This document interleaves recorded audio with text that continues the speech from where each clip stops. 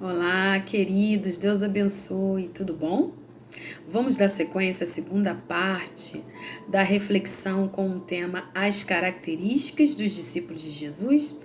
No vídeo anterior, que eu espero que você tenha assistido, nós trabalhamos a imaturidade e a impulsividade dos discípulos. E hoje daremos sequência a mais algumas características, tá bom?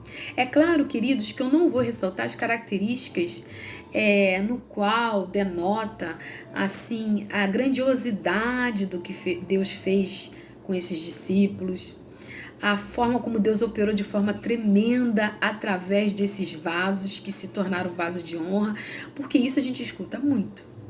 O objetivo desses dois vídeos é ressaltar e relembrar para mim e para você que esses homens, embora foram usados de forma tremenda, embora foram vasos de honra na mão desse Deus maravilhoso, eram homens normais, passivos de erro.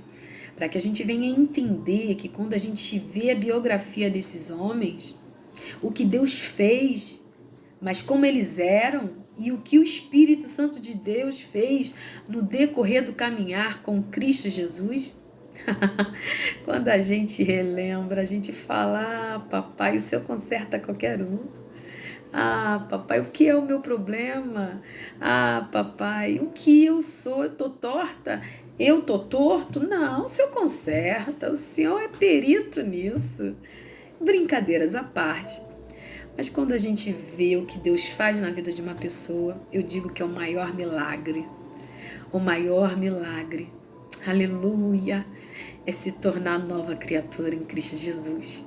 Ver o cego enxergar é muito bom. Ver, querido, paralítico andar também é bom demais. Mas também ver uma alma sendo resgatada do inferno, que adorava de antemão Satanás e tudo aquilo que lhe agradava, e pegar esse vaso destruído, que muitas vezes ninguém dá mais valor, pensa que não tem mais solução. E Jesus vem com o seu amor, com a sua misericórdia, pega esse vaso, aleluia, porque ele é o oleiro, aleluia. E se for necessário, ele quebra esse vaso em vários pedacinhos. E com o óleo da unção do Espírito Santo, ele vai moldando de novo esse vaso, aleluia. E esse vaso, que antes era de vergonha para muitos familiares, para a mãe, para o pai, agora se torna um vaso de valor. E é isso que acontece na vida desses homens aqui. Vamos lá na terceira característica desses discípulos. Homens falhos, passivos de erro como eu e você. Então, no vídeo passado, a gente ressaltou a imaturidade e a impulsividade desses discípulos.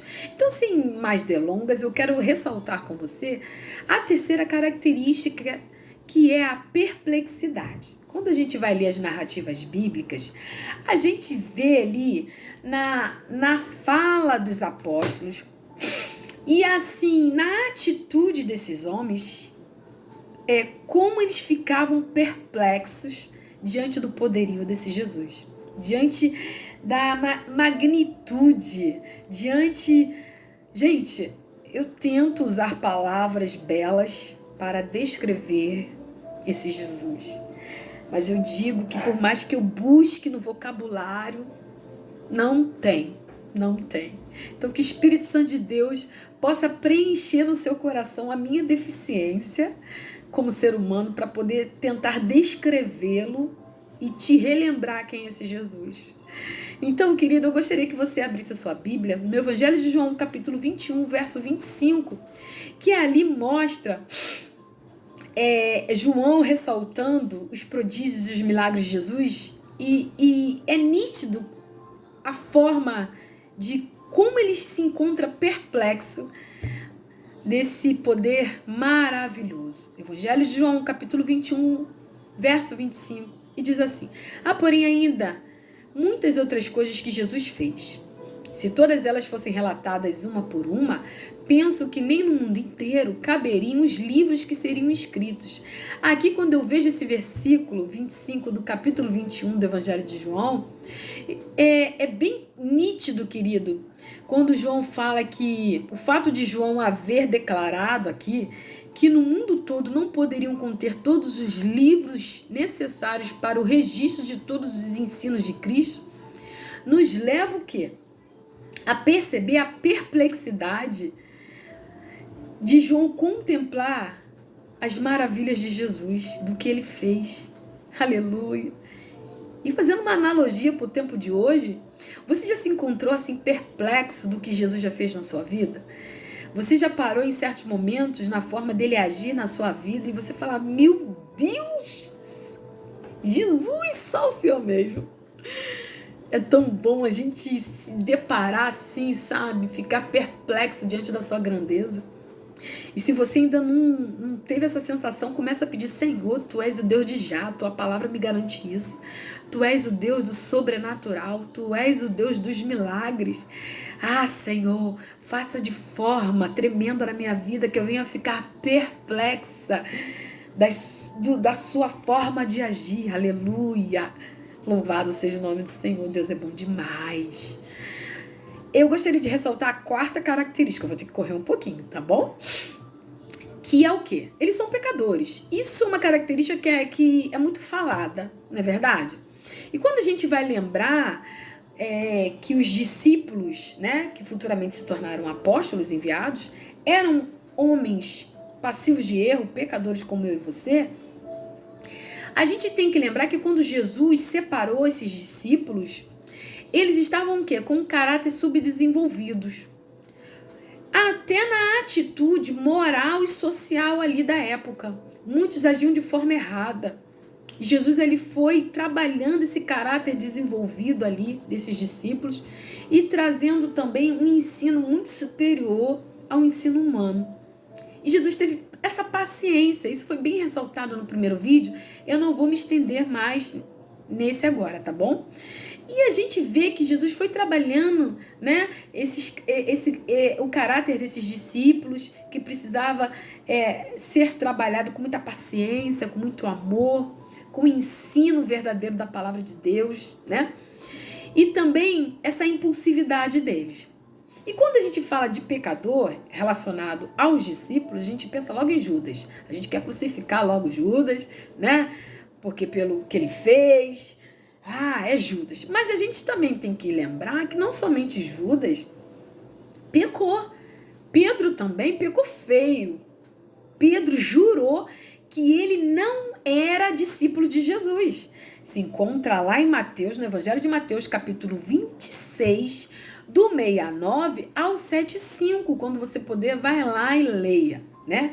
Que foi as 3 negações de Pedro para com Jesus. Mas entre uma negação e outra, as pessoas falavam, esse daí estava com Jesus. Não estava. E ele ali jurou para aquelas pessoas que não estavam com Jesus ali. Entendeu? Foi taxativo, dizendo que não andava com Jesus, que não era o seu discípulo. E João e Tiago também cometeu um pecado também seríssimo, que ressalta quão pecadores esses discípulos eram, que se encontra no Evangelho de Marcos, capítulo 10, do verso 35 ao 45. Mas também, essa mesma passagem se encontra no mesmo Evangelho de Marcos, capítulo 9, a partir do verso 33, mas eu não vou ler essa passagem, e se encontra também em Lucas, capítulo 22, a partir do verso 24, mas eu só vou ler primeiro Lucas, capítulo 22, verso 24, abre aí, por favor, e Marcos, capítulo 10, do 35 ao 45. Você pode acompanhar comigo? Então vamos lá, Lucas 22, 24. Houve também entre eles uma discussão sobre qual deles parecia ser o maior. Opa, não, Priscila, você deve estar lendo errado, entendeu? Tem alguma coisa esquisita aí. Os discípulos, que futuramente se tornaram apóstolos, que foram homens usados de forma tremenda, a Bíblia ressalta que a sombra de Pedro curava os enfermos, demonstrando que Deus estava com eles de forma poderosa. Não foi esses discípulos que estavam discutindo por causa de cargo.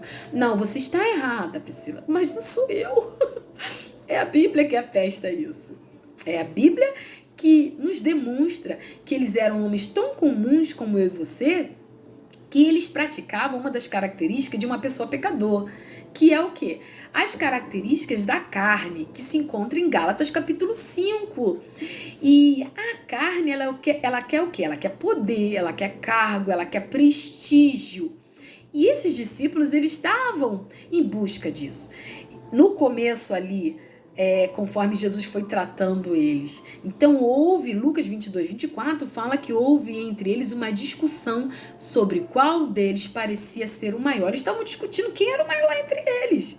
E Marcos capítulo 10, do 35 ao 45, corre comigo lá, diz assim: então se aproximaram dele Tiago e João, dele Jesus no caso, filho de Zebedeu, dizendo: mestre, queremos que o Senhor nos conceda o que vamos pedir. Verso 36. E Jesus lhe perguntou: o que querem que eu lhes faça? Eles responderam: permite-nos que na sua glória nos assentemos um à sua direita e outro à sua esquerda. Olha o que eles estão pedindo. Verso 38. Mas Jesus lhe disse: vocês não sabem o que estão pedindo. Será que podem beber o cálice que eu bebo ou receber o batismo com que eu sou batizado? Eles responderam. Sabe o que eles responderam? Eles responderam, verso 39, está aí na sua Bíblia, confere. Eles responderam: podemos sim, podemos. E se sentiam capazes. Podemos. Então Jesus lhe disse: vocês beberão o cálice que eu bebo e receberão o batismo com que eu sou batizado? Quanto a sentar à minha direita ou à minha esquerda, não me compete concedê-lo, pois é para aqueles a quem está preparado. Quando os outros 10 discípulos ouviram isso, começaram a ficar indignados com Tiago e João. Mas Jesus, chamando todos para junto de si, disse. Aí Jesus fez de esculachar, ou fez de entristecer, né? Tiago e João? Não, ele ensina. Mas ele não ensina somente para Tiago e para João, porque somente Tiago e João, né, tomaram essa iniciativa. Por que ele ensinou para os outros 10? Porque ele sabia que os outros 10, o coração dos outros 10 também era inclinado para isso. Porque os 12 são pecadores, assim como eu e você. E a nossa carne pede isso. Então, o mestre por excelência, né, ele usa as circunstâncias adversas da vida ali naquele momento para sempre trazer uma lição. O verdadeiro líder, ele consegue absorver sempre algo de bom até nas situações difíceis da vida, diante ali dos seus liderados, louvado seja o nome do Senhor. Então aqui diz no verso 42 do capítulo 10. Mas Jesus, chamando todos para junto de si, disse: vocês sabem que os que são considerados governadores dos povos os dominam e que os seus maiorais exercem autoridade sobre eles. Verso 43. Mas entre vocês não é assim. O que ele está querendo dizer? Entre os cristãos não é assim. Entre os servos de Jesus não é assim. Entre os meus discípulos, os meus seguidores, não é assim. Parte B do verso 43. Pelo contrário, quem quiser tornar-se grande entre vocês, que se coloque a serviço dos outros, que sirva a todos. Verso 44. E quem quiser ser o primeiro entre vocês, que seja servo de todos. Pois o próprio Filho do Homem não veio para ser servido, mas para servir e dar a sua vida em resgate por muitos. Eu gostaria de ressaltar algo aqui de suma importância. Jesus, ele não somente ensinava, ele primeiro aplicava em sua vida e depois ele pegava aquela aplicação e ele ensinava para os seus discípulos. Priscila, não entendi nada. Ele primeiro serviu, ele primeiro se fez pequeno, ele primeiro se esvaziou, ele primeiro, querido, louvado seja o nome do Senhor, pegou a toalha e lavou os pés dos discípulos e depois ele ensinou. O verdadeiro líder primeiro faz, depois ensina. Muitos liderados não estão obedecendo seus líderes porque ele não vê o seu líder aplicando. Ele vê o seu líder falando, mas vivendo o que está falando, hoje em dia, tem sido um pouco difícil. A gente tem visto muita loucura por aí. Então, muitos liderados obedecem através de pressões, através de medo, de várias coisas que eu não quero entrar em pormenores aqui, até porque o assunto não é esse, mas não por amor àquele líder, por admirá-lo como líder, ou porque quer imitá-lo. Porque o verdadeiro líder, ele primeiro faz e depois ele ensina os seus liderados. Assim que era a pedagogia de Jesus, se pode dizer assim.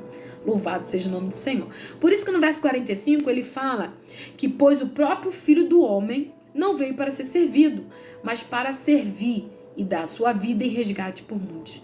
Quando ele ressalta isso, os discípulos ou seus liderados, a forma que você quiser denominar, relembra a conduta desse mestre por excelência e vê ali nas suas atitudes a forma servil, a forma, de querer sempre valorizar o próximo.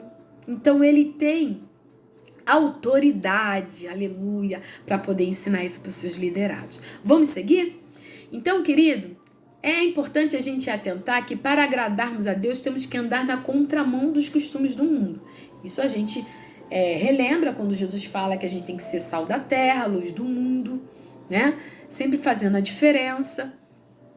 Agora, outro ponto também que eu quero ressaltar é que mesmo sendo pecadores, temos que ressaltar o apóstolo que Jesus, ele ressaltou a vida desse apóstolo de forma linda, que se encontra no Evangelho de João, capítulo 1, verso 47. Quem lembra? O apóstolo Natanael. Pois é, embora esse apóstolo, ele não era admirado, e nem honrado pela elite da época, pela classe nobre da época, Jesus, quando o viu, o elogiou. Evangelho de João, capítulo 1, verso 47, diz assim: eis aí um verdadeiro israelita, em quem não há falsidade. Que coisa linda! O próprio Jesus ressaltar isso. Eis aí um verdadeiro israelita, em quem não há falsidade. Que coisa linda Jesus se agradar da nossa conduta, A mesma coisa quando eu olho essa passagem de Natanael, eu lembro de Jó. Quando o inimigo foi lá bater um papo com Deus, E Deus ressalta. Homem justo e íntegro, ressaltando as características de Jó. E isso traz uma reflexão profunda ao meu coração. Como é que Deus tem me avaliado? Como é que tem sido a avaliação de Deus? Quando ele olha para mim, eis aí a Priscila, pam, pam, pam, pam, pam, pam, pam, pam, pam. E como é que Deus tem te avaliado? Eis aí fulano, pam, pam, pam, pam, pam, pam, pam, pam, pam. A gente tem que pedir, Senhor, nos ajuda a agir de forma que venha trazer alegria no seu coração, no qual o Senhor venha se alegrar. Qual é a mãe, qual é o pai que não se alegra quando o filho age de forma correta, de forma justa? A gente sente orgulho. E é assim que eu acho que Jesus sente. Quando a gente agrada a Ele, Ele se orgulha de nós. Que coisa maravilhosa. Louvado seja o nome do Senhor. Então, querida, a próxima característica que eu quero ressaltar com você, para a gente poder terminar, é que esses discípulos, eles eram pessoas ignorantes em relação ao ensino. É claro que não todos, porque Mateus, ele tinha estudo. Então, eles eram ignorantes e cheios de preconceitos, sim. Os discípulos ali, queridos, em sua maioria provinham em maior parte do quê? Da baixa camada social, Da escória da sociedade, conforme eu ressaltei no primeiro vídeo. E não da classe alta, da elite, Com isso, não possuíam uma educação e cultura como da classe mais elevada. Isso se encontra lá em Atos capítulo 4, verso 13, tá? Demonstrando que eles eram, na sua maior parte, ignorantes no conhecimento. Não todos, tá? Mas em sua maior parte. E eles eram também preconceituosos. Vamos ressaltar algumas passagens bíblicas que denotam isso? João, esse João, sabe? João, nosso amigo João. Pois é, João, ele não aceitava que outras pessoas expulsassem demônio se não fosse do grupinho dele. Se não fizesse parte da elite dele, do grupinho dele, entendeu? Não pode expulsar Jesus, não. Expulsar Jesus, já estou até trocando o P pelo D, olha aí. Não pode expulsar demônio. E esse João, cara amigo João, foi reclamar com Jesus, que se encontra lá no Evangelho de Marcos, capítulo 9, do 38 ao 40, tá? Reclamando que ele encontrou uma pessoa que estava expulsando os demônios, mas como ele não andava com eles, ele impediu. E Jesus fez o quê? Jesus o repreendeu e disse: quem não é contra nós é a favor de nós. É como se ele falasse assim nas entrelinhas, Jesus falando para João: João, deixa, tá somando, não faz parte aqui, não está junto conosco, mas tá apregoando a palavra, tá colaborando. Então quem não é contra nós é a favor de nós. E João ali preconceituoso, né? Não tá andando com o mestre, não pode expulsar demônio. Mas quando a gente vai analisar ali um nascedouro do cristianismo, não tinha somente o movimento de Jesus. Tinha outros movimentos. Tinha também o movimento de João Batista, que muitos também se aliaram depois ao movimento de Jesus. Então tinham vários outros movimentos que também ajudavam na contribuição da propagação do evangelho. Mas João, não pode. E Jesus o repreendeu, ensinando que aquele que está somando, deixe somar para a glória de Deus. Louvado seja o nome do Senhor. Abre o parênteses, é claro, para as heresias e loucuras. Sobre isso, a gente tem que, infelizmente, refutar e combater, porque isso acaba atrapalhando. Mas se está de acordo com a palavra de Deus, o próprio Jesus fala: quem não é contra nós é a favor de nós. Então, todo preconceito caia por terra. Louvado seja o nome do Senhor. Outro também preconceituoso é o nosso amigo, olha ele aí voltando de novo, Pedro. Se encontra lá em Atos, capítulo 10, do 10 ao 28. Ali ressalta o preconceito que Pedro tinha para com os gentios. É claro, se a gente for ali estudar, né, o contexto histórico, a gente também vai ver que tinha também esse preconceito, ele estava ligado com a parte ali também social, ali também cultural. Mas Jesus chamou Pedro para dirigir a sua igreja ali terrena, ali no caso, né, para com os outros apóstolos, e Jesus, ele chega e quebra os paradigmas, né, muitos preconceitos, ele joga por terra muitas atitudes humanas que não batem com a palavra de Deus, e muitas, dentre essas muitas atitudes, uma era essa, de que os judeus não podiam se unir com os gentios. E essa passagem de Atos capítulo 10, que eu só vou ressaltar e ler apenas um versículo, Atos capítulo 10, do 10 ao 28, demonstra aquela imagem que Pedro teve do lençol, né, descendo do céu, com um monte de animais dentro, e ali a palavra de Deus, ali uma voz do céu fala para ele comer. E ele fala: de maneira alguma comerei coisa imunda. E fala 3 vezes para ele comer. E depois, a palavra no verso 15 desse mesmo capítulo 10 fala assim: não considere impuro aquilo que Deus purificou. Né? Ensinando ao apóstolo Pedro que aquilo que Deus purifica, nós não podemos considerar impuro. Então, quando a gente vai analisar essa passagem, a gente tem que atentar para a nossa visão. Porque às vezes a gente acha que algo não está de acordo com a vontade de Deus, ou algo, ou pessoa, Deus já chamou e Deus já está usando e trabalhando essa pessoa, mas às vezes o estereótipo dessa pessoa causa às vezes um pouco de repulsa, ou às vezes a forma da pessoa agir, ou da pessoa falar, ou a pessoa ainda está em tratamento, até a forma da pessoa vestir, nos causa certa resistência. Mas a gente tem que ter esse cuidado, porque nem tudo que parece ser é. E Deus conhece o coração. Então a gente sempre, quando vier o preconceito, quando vier a repulsa, a gente sempre tem que levar para o altar, para que Deus possa, né, nos instruir a forma correta de proceder. E Pedro aprendeu essa lição, porque ali vai ver ali no decorrer dessa narrativa bíblica ali do capítulo 10 ao verso 28, mostrando que estava se referindo, Pedro depois entendeu que estava se referindo aos gentios, à casa de Cornélio, né? E Pedro, quando chega na casa de Cornélio, ele fala no verso 28 assim, e Pedro aprendeu, no caso, a lição, ressaltando o verso 28, tá? Depois você analisa aí. A quem se dirigiu dizendo, vocês bem sabem que um judeu está proibido de se juntar a um gentio, ou de entrar na casa dele. Mas Deus me mostrou que não devo considerar ninguém impuro ou imundo. Então, quando ele chegou na casa de Cornélio, Deus já tinha trabalhado o coração de Pedro para que quando ele chegasse ali na casa dos gentios, ele entendesse que aquelas pessoas que aparentemente, anteriormente para ele, não eram dignos de receber o evangelho, de receber Jesus na casa deles. Louvado seja o nome do Senhor.